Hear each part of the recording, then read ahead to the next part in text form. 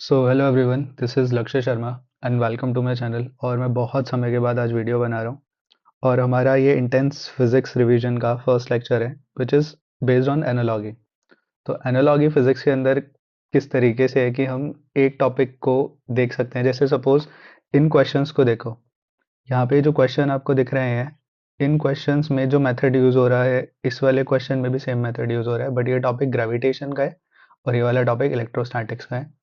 इसी तरीके से ये फिर से इलेक्ट्रोस्टैटिक का एक क्वेश्चन है एंड यहाँ पे फ्लूइड मैकेनिक्स में हम लोग वही इंटीग्रेशन डेंसिटी वाले कॉन्सेप्ट्स को यूज़ कर रहे हैं। तो इस वीडियो के अंदर हम ये एक तरीका समझेंगे कॉन्सेप्ट्स को क्लियर करने का on the basis of analogy. और मैं काफ़ी समय के बाद आज वीडियो बना रहा हूँ and I try my best कि मैं कंटिन्यूएशन में रहूँ, और इसलिए मैं फेसलेस वीडियो बना रहा हूँ क्योंकि इसमें टाइम बच जाता है।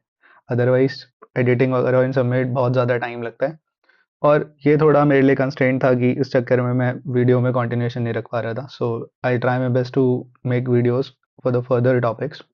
और काफ़ी इंटरेस्टिंग टॉपिक में मैं फ्यूचर में वीडियोस बनाऊंगा, लाइक क्रिचॉफ लॉ और अलग अलग मेथड्स हो गए।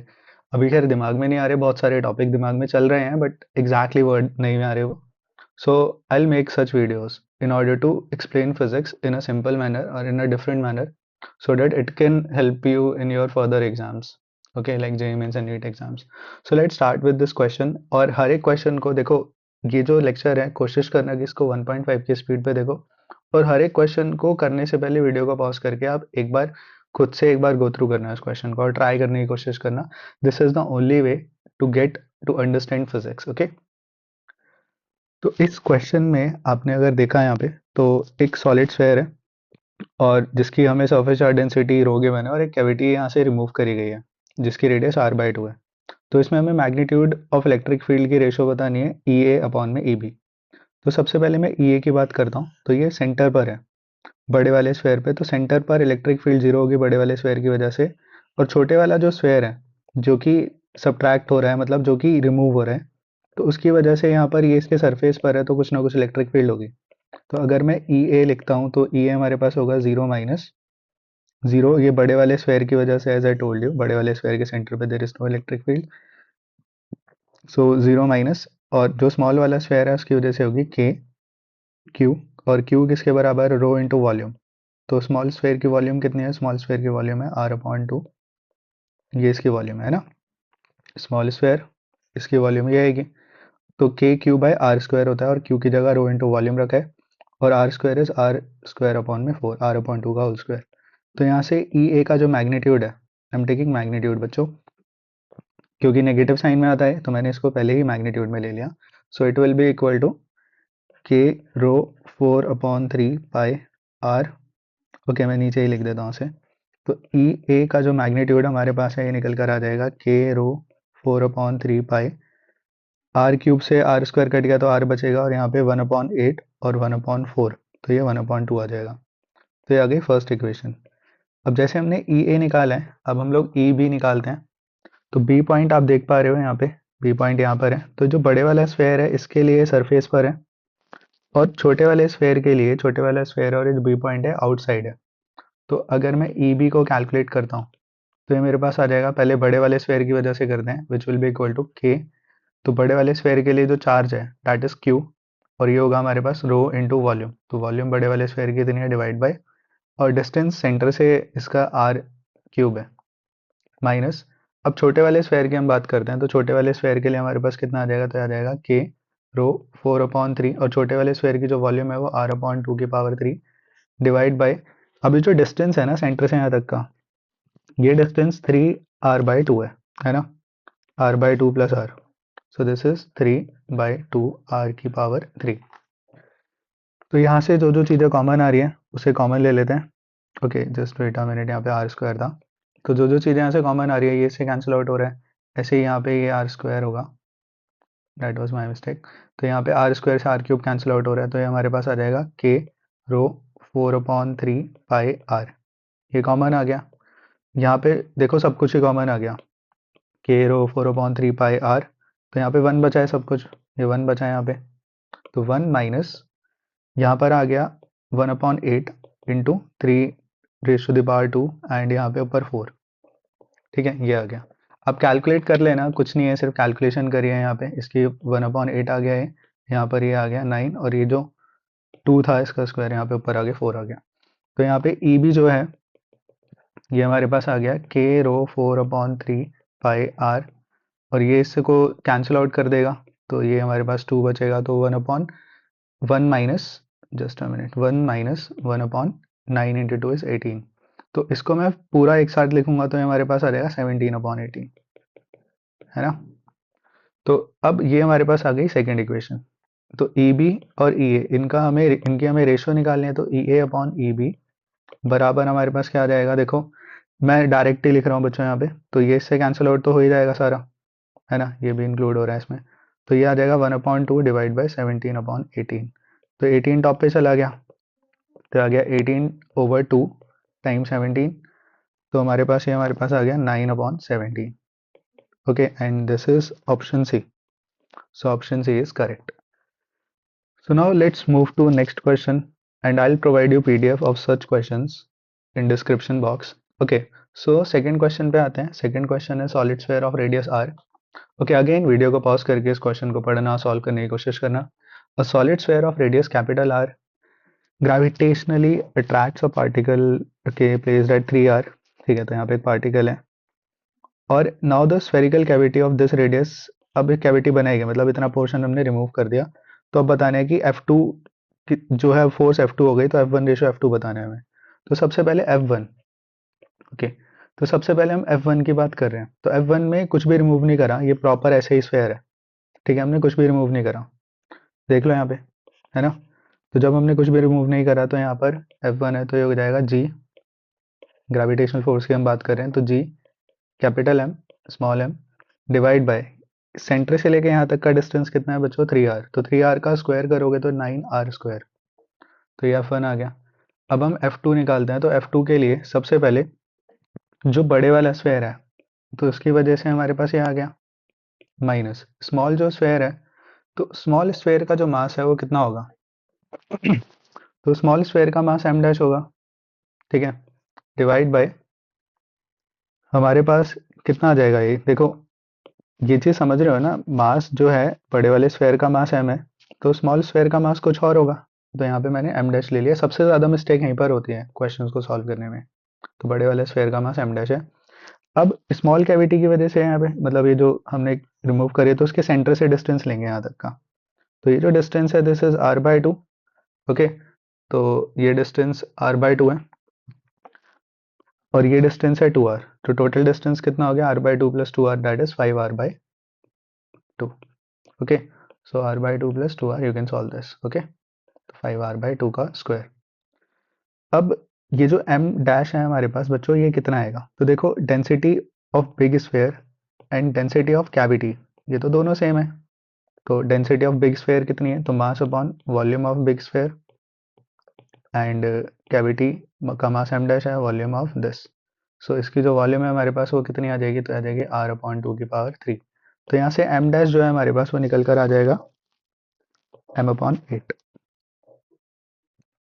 ठीक है, क्या ये चीज़ क्लियर है आप सब लोगों को.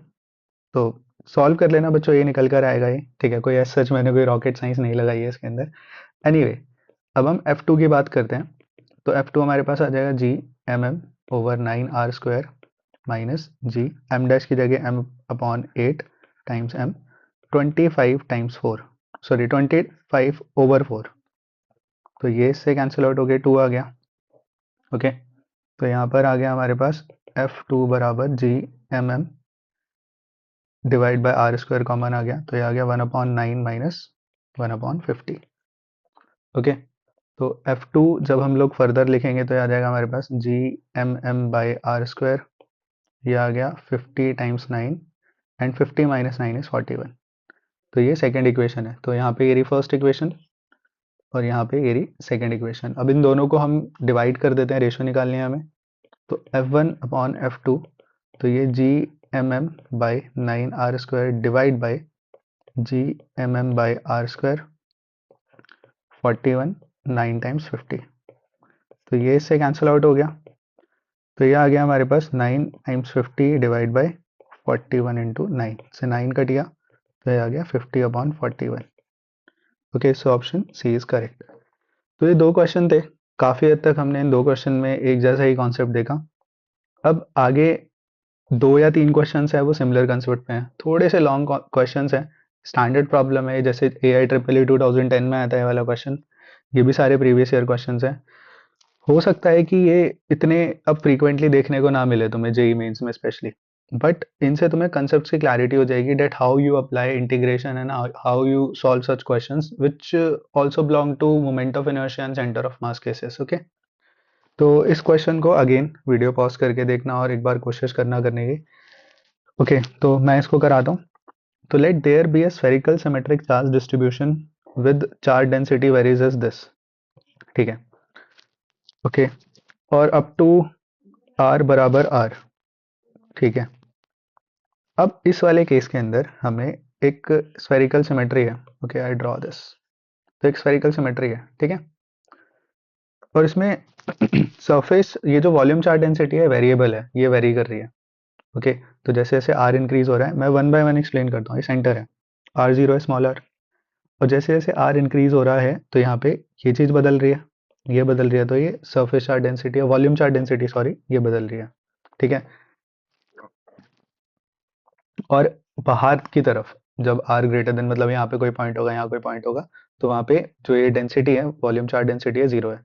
तो हमें बताना है क्या, इसके अंदर हमें इलेक्ट्रिक फील्ड बतानी है at a distance R where R is less than this. तो हमें इलेक्ट्रिक फील्ड इंटेंसिटी बतानी है। ओके, तो चलो क्वेश्चन को सॉल्व करते हैं। क्वेश्चन को सॉल्व करने से पहले देखो, सबसे पहले अगर मैं चार्ज निकालता हूँ यहाँ पे, स्मॉल चार्ज लेता हूँ, तो स्मॉल चार्ज होगा रो डीवी, है ना। तो स्मॉल चार्ज के लिए मेरे को एक स्मॉल पोर्शन रिप्रेजेंट करना पड़ेगा, और ये 3D में है, तो मैंने स्मॉल वॉल्यूम ले ली इस तरीके से। ठीक है, तो मैंने स्मॉल वॉल्यूम ले ली। तो ये जो स्मॉल वॉल्यूम मैंने ली है यहाँ पे बच्चों, ये सेंटर है, ये यहाँ से यहाँ तक का डिस्टेंस आर है, और ये डी आर है। ये बहुत ज़्यादा काम की चीज़ है ये, जो मैं यहाँ पे बता रहा हूँ आपको। ओके, तो ये जो स्मॉल वॉल्यूम है कितनी आएगी, मैं अभी इसे इरेज कर रहा हूँ। तो पहले इस स्मॉल वॉल्यूम को ही निकालते हैं। तो ये स्मॉल वॉल्यूम हमारे पास निकल कर आएगी, देखो, तो ये आएगी हमारे पास big volume minus small volume. तो बिग वॉल्यूम कितनी है हमारे पास, 4/3 पाई। तो बड़ी वाली वॉल्यूम के लिए रेडियस ही है माइनस 4/3 पाई आर क्यूब। तो डी वी हमारे पास आ जाएगा 4/3 पाई, कॉमन ले लिया मैंने, तो R cube plus D R cube, ये पूरे पे ब्रैकेट ऐसे लगा दो, plus 3r² D R plus 3r² minus R cube. ठीक है, तो यहाँ तक तो मैंने फॉर्मूला लगाया है वही इसका, a प्लस बी के होल क्यूब का, और यहाँ पे माइनस जो था ये यहाँ पे लिख दिया। तो जो जो कैंसिल हो रहा है उसे कैंसिल करो, जैसे आर क्यूब से आर क्यूब कैंसिल आउट हो रहा है, ये वाली टर्म और ये वाली टर्म, ये दोनों टर्म नेग्लेक्ट हो रही है। थोड़ा सोचो वीडियो को पॉज करके, क्यों नेग्लेक्ट हो रही है। ओके, तो इनके नेग्लेक्ट होने के पीछे का रीज़न है हम स्मॉल टर्म की क्यूब कर रहे हैं, या स्मॉल टर्म को स्क्वायर कर रहे हैं। फॉर एग्जांपल अगर आप 0.01 का स्क्वायर कर दोगे तो और भी स्मॉल टर्म हो जाएगी, है ना। तो जितनी स्मॉल टर्म का आप स्क्वायर या क्यूब करोगे तो और स्मॉल टर्म मिलेगी, so it can be neglected if it is added with the last term. तो ओवरऑल जो डी वी हमारे पास निकल कर आएगा, that will be equal to 4/3 pi times 3r² D R. तो जो भी कैंसिल हो रहा है कैंसिल करते हैं, and then will get 4 πr² D R. और देखो, अगर आपके पास समय नहीं है, ऑब्वियसली एग्जाम टाइम पे समय नहीं होगा, तो आप इस तरीके से भी इसको समझ सकते हो कि जो डीवी होता है वो एरिया इंटू लेंथ होता है। तो एरिया ऑफ द स्फेयर, तो area of the sphere is 4 πr², और लेंथ जो है, ये जो लेंथ है इंटू डी आर।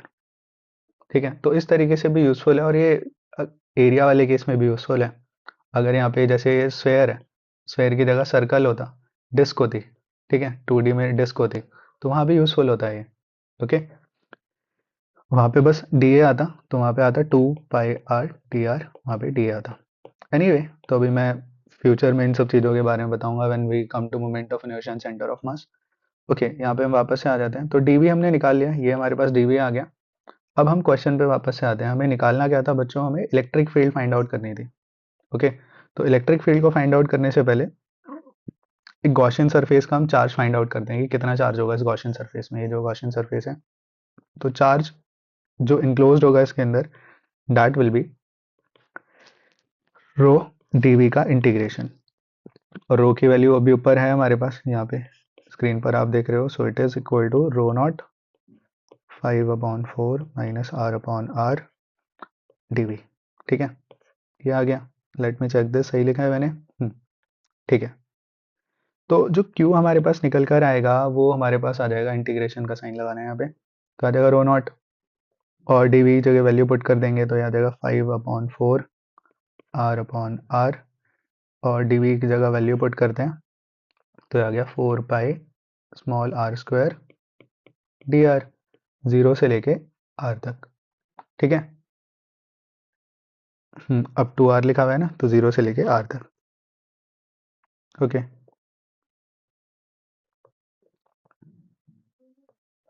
सो आगे चलते हैं। अब आगे देखते हैं हमारे पास क्या आएगा। अब यहाँ पे जो Q है बच्चों, वो निकल कर आ जाएगा हमारे पास रो नॉट, और इसको जैसे हम सॉल्व करेंगे तो ये आ जाएगा 5/4। ये वैसे यहाँ पे मेंशन नहीं है ना कि कहाँ तक लेना, हमें electric field at a distance R लेनी है ना, तो हमें लिमिट को भी स्मॉल आर लेना चाहिए। यहाँ पे मेंशन नहीं है ना कि हमें पूरा पूरे पे निकालनी है, तो electric field at a distance R है तो हम वहाँ तक चार्ज को भी आर तक ही लेंगे। वही जो गॉसियन सरफेस है हम इस रीजन का ही लेंगे। ठीक है, इस रीजन का। I hope you are getting this point.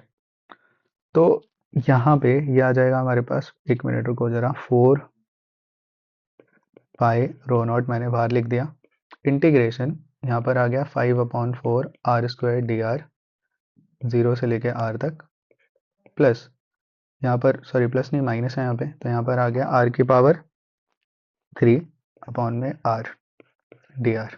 ठीक है, तो ये वाला स्टेप केयरफुली मैं इसलिए कर रहा हूँ क्योंकि थोड़ा ज़्यादा कैलकुलेशन है तो कन्फ्यूजन के चांसेस रहते हैं, फिर पूरा ही पेपर, पूरा ही हमारा क्वेश्चन गलत हो जाएगा।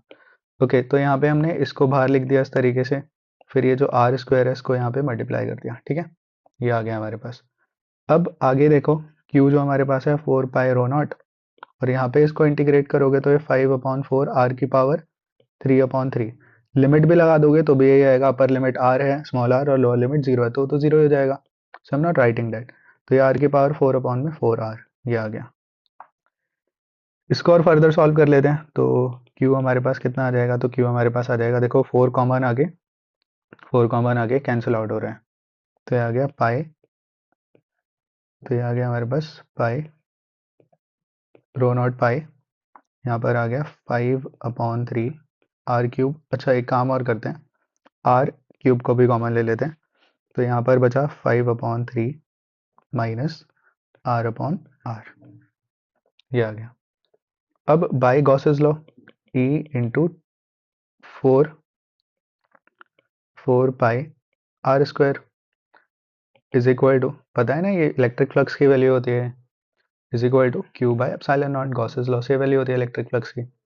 तो क्यू अभी हमने निकाला ऊपर, तो E is equal to, Q की जगह मैं rho not pi R cube 5/3 R upon R divide by 4 pi R square, ये रख देता हूँ। तो यहाँ से आ गया रो, पाई से पाई गया रो अपॉन 4 आर, और यहाँ पर 5/3 आर माइनस आर। ऑप्शंस में देख लो, तो ऑप्शन ए दिख रहा है मेरे को, देख लो आप एक बार, यही आ रहा है। ठीक है, तो option A is the right answer. Okay, चलो अगले क्वेश्चन की तरफ चलते हैं अब हम लोग। अगला क्वेश्चन ये रहा, अगेन वीडियो को पॉज करके, एक मिनट, अगेन वीडियो को पॉज करके इस क्वेश्चन को एक बार ट्राई करो और देखो। Charge is distributed within the sphere of radius R, volume charge density हमें गिवन है, और ए और स्मॉल ए कांस्टेंट है। If Q is the total charge of this charge distribution the radius R is, तो R radius हमें find out करनी है और क्यू हमें टोटल चार्ज गिवन है। तो क्यू का फॉर्मूला क्या होता है, रो डीवी का इंटीग्रेशन, है ना, और अभी हमने प्रीवियसली डीवी निकाला है, सो अभी उतनी मेहनत हम दोबारा नहीं करने वाले।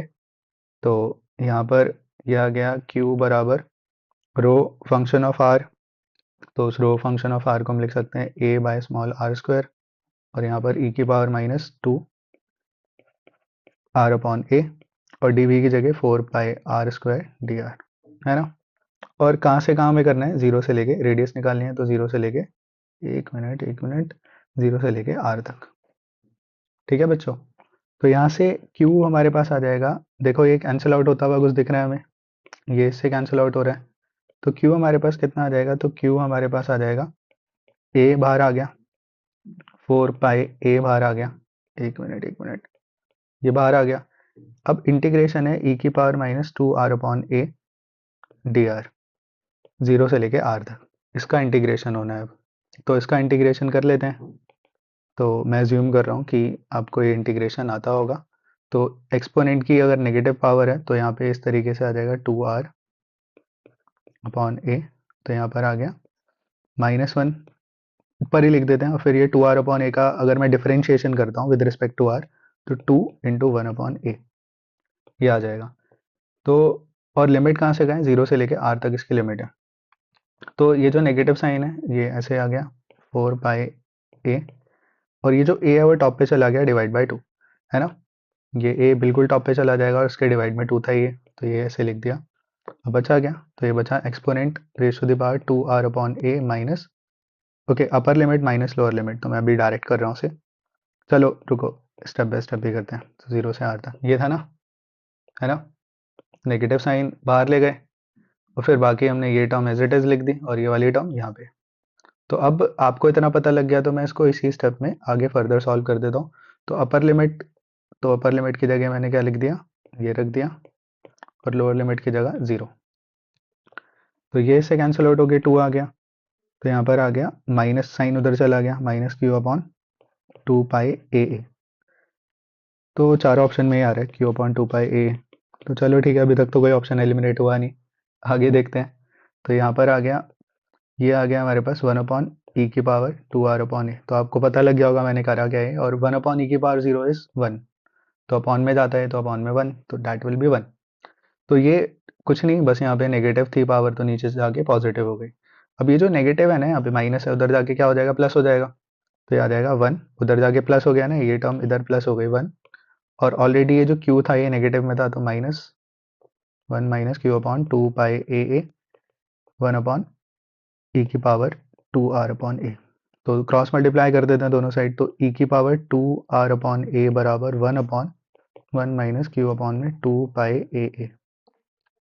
तो इस एक्सपोनेंट को उधर ले जाएंगे लॉग में, तो हमारे पास आ जाएगा ये 2r अपॉन ए लॉग, लॉग में दे रखा है नेचुरल लॉग, हाँ लॉग में ही है, तो log 1 upon 1 minus Q upon 2 पाई ए, और r जो है हमारे पास वो आ गया a upon 2 log 1 minus 1 upon Q upon 2 पाई ए। ठीक है, तो इसको अगर हम देखते हैं तो कौन सा ऑप्शन करेक्ट है हमारा, a upon 2 log, a upon 2 log. ठीक है, तो ऑप्शन बी ही करेक्ट है ना, यहाँ पे देखोगे तो ये इस तरीके से नहीं है। So option B is the right answer. Okay, तो अब चलते हैं अगले क्वेश्चन पे। तो आई होप तुम्हें ये इंटीग्रेशन का ये वाला मेथड समझ में आएगा इन दो क्वेश्चंस के थ्रू।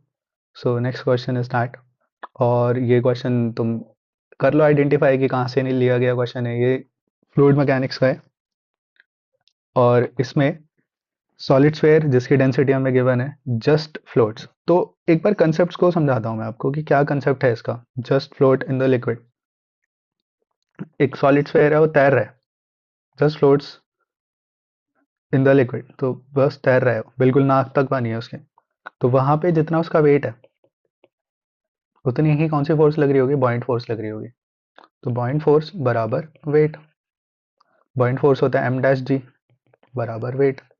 तो जी से जी चलो उठा ही देते हैं हम।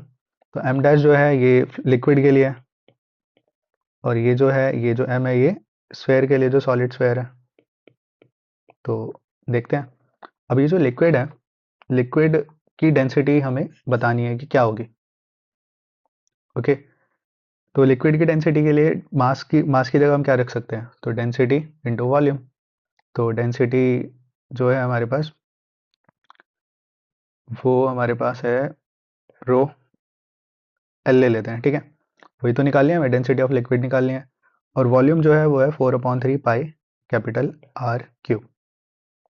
ठीक है, क्योंकि लिक्विड इस पूरी वॉल्यूम को ही तो ऑक्यूपाई कर रहे हैं, तो इस पूरे की वॉल्यूम इतनी है, इसकी radius small R, sorry capital R है। अब हम सॉलिड स्फेयर की बात करते हैं। तो सॉलिड स्फेयर में जो मास है that will be the integration of density and small volume, जो भी हमने पीछे देखा था। क्योंकि बच्चों ये मास इस डेंसिटी की वजह से वेरिएबल है, कांस्टेंट नहीं है ना। मास वेरिएबल है क्योंकि डेंसिटी बदल रही है, जैसे जैसे आर चेंज हो रहा है डेंसिटी चेंज हो रही है, so it will change mass as well. तो इसलिए हमने इंटीग्रेट करा है यहाँ पे। और इंटीग्रेट कहाँ से कहाँ करना है, तो लिमिट देखो आर की जीरो से कैपिटल आर तक है, तो वही जीरो से कैपिटल आर ले जाएंगे, जीरो से कैपिटल आर। तो सॉल्व करते हैं इसे, ये आ जाएगा हमारे पास। अभी आर को वैसे लिखना नहीं चाहिए, डी भी लिया हमने, एनीवे कोई बात नहीं। 4/3 पाई, और सॉरी सॉरी सॉरी यहाँ पे आ गया 4 pi R square D are. अब हम लिमिट ले लेते हैं जीरो से आर, ठीक है। यहाँ पे ना लिखो तो भी सही है। तो यहाँ पर आ गया 4 पाई से 4 पाई कट गया, तो यहाँ पर आ गया रो एल आर क्यूब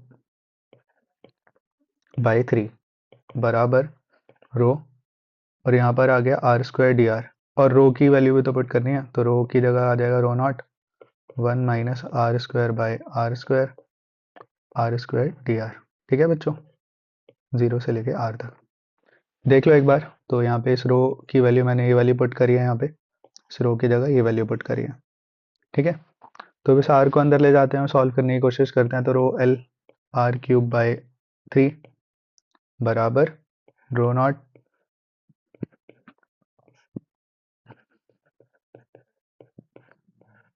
ये आ गया अगला स्टेप, है ना। इस आर स्क्वायर को अंदर ले गए तो इस तरीके से आ गया। तो यहाँ से आ गया rho of liquid R cube by 3 rho naught, तो यहाँ पर आ गया R cube by 3 minus R की पावर 5 बाई, ओके तो मैं डायरेक्ट ही लिख रहा हूँ, ठीक है, लिमिट को यूज़ करके। तो आ गया आर क्यूब बाई 3, बेसिकली आता इंटीग्रेट करके आर क्यूब बाई 3, है ना। तो यहाँ पे ये देखो, है ना ये, तो इसकी वैल्यू पुट कर दो यहाँ पे। तो डायरेक्ट ही लिख देता हूँ मैं, तो हमारे पास आ गया R cube by 3 minus R की पावर 5 बाई 5, और ऑलरेडी आर स्क्वायर था। तो ये इसका इंटीग्रेशन आ गया। अब थोड़ा और सॉल्व कर लेते हैं इसे। तो रो एल, बच्चों देखो ये इससे कैंसिल आउट हो गया, आर क्यूब बचेगा, और ध्यान से देखना ये आर क्यूब कॉमन आके इससे कैंसिल आउट हो जाएगा, तो मैं डायरेक्ट ही कर रहा हूँ। तो ये आ गया rho L upon 3 rho naught, यहाँ पर आ गया 1/3 माइनस ये आ गया 1/5।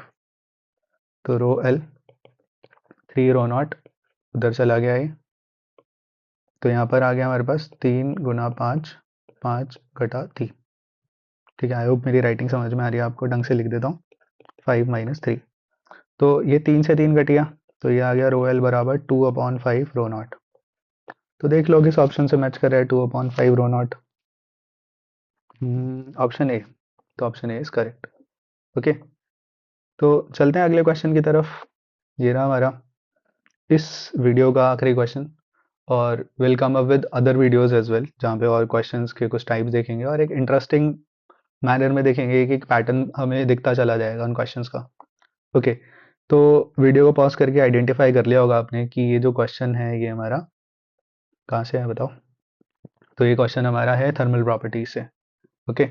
तो थर्मल प्रॉपर्टीज में यहाँ पे जो कंसेप्ट यूज होगा वो D Q upon D T.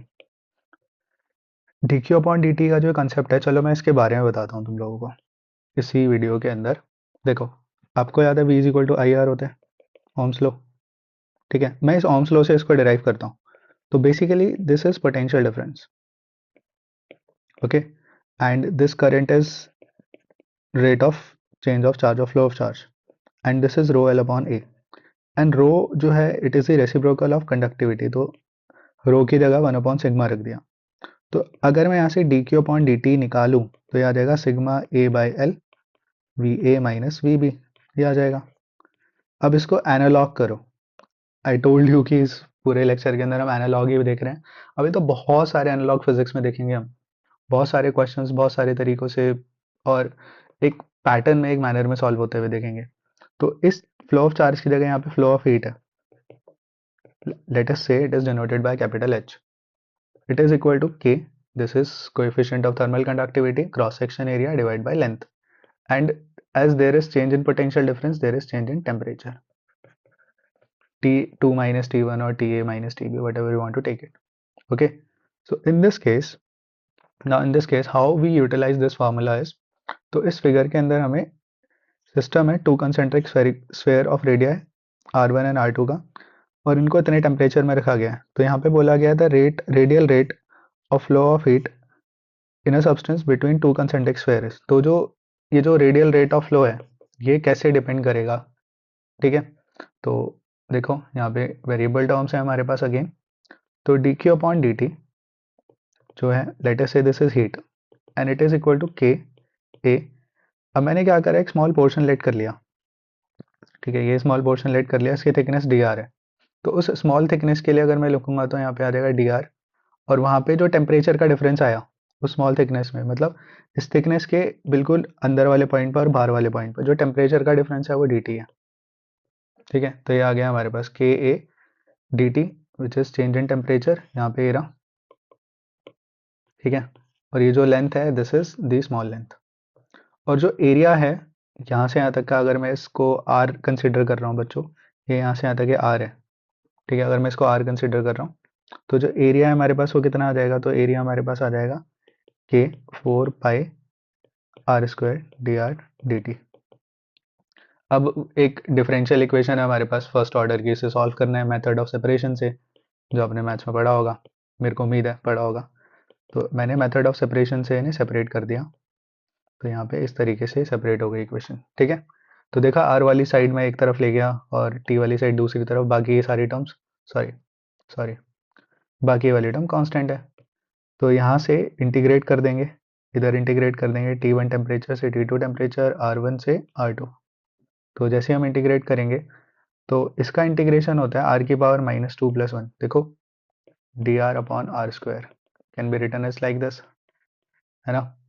तो अब ऊपर जाके पावर माइनस ये 2 है ना बच्चों, ऊपर जाके पावर नेगेटिव हो जाते हैं, तो -2 + 1 ऐसे आ जाएगा, R1 से R2, heat as it is 4 pi k, और यहाँ पे T1 से लेके T2 तक। तो यहाँ पर आ गया -1/r। अब सॉल्व कर लीजिएगा, मैं चलो सॉल्व कर ही देता हूँ इसे। तो सिर्फ इसको सॉल्व कर रहा हूँ तो r की पावर -1/1, तो ये आ गया -1/r, ठीक है। ओके, क्लियर है।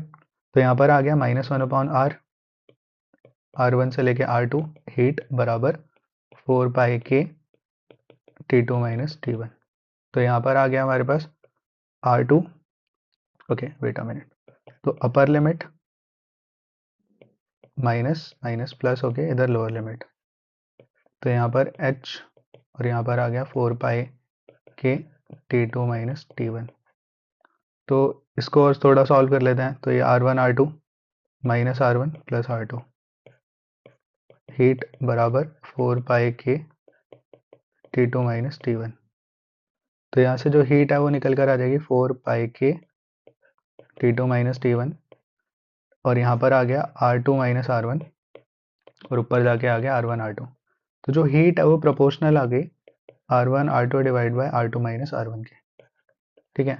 Yet again we have integrated to solve this question, and अगर ऑप्शन में देखते हो तो R2, okay let me cross check this, ये है ना R1 R2 divide by this, ठीक है, बिल्कुल सही है।